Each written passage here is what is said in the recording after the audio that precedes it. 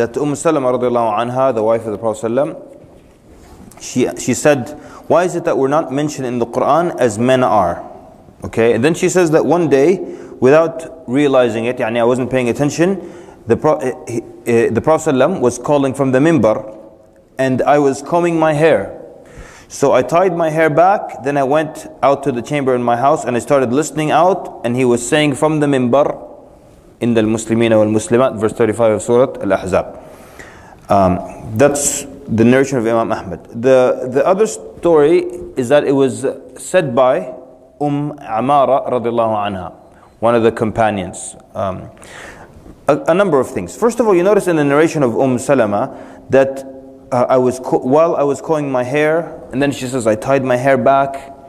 These details, you find a lot sometimes in the hadith, these details like that, or sometimes repetition, and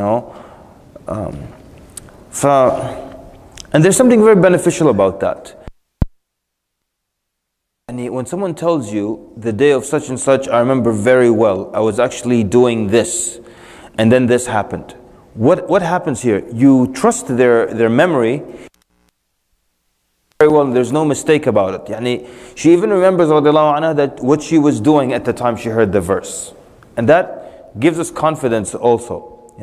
So when, just like when someone asks you, where were you, what's the famous one? Where were you on 9/11? Right? Isn't that a famous one? And most people can remember exactly what they were doing that time. Right? You remember that day very well. Much more than 6 days ago, even though this was many years ago now, but you remember it more than 6 days ago, and you can you can tell me exactly what you were doing at that time. You probably remember it very well. Yes or no? Right? So when you tell someone what you were doing at that moment, there's no mistaking your recollection at this point, right? So, and I can think of other examples where hadith will go. Okay, let me just say it. The hadith of Tamim ad-Dari, radiallahu anhu, when he sees and speaks to the Dajjal.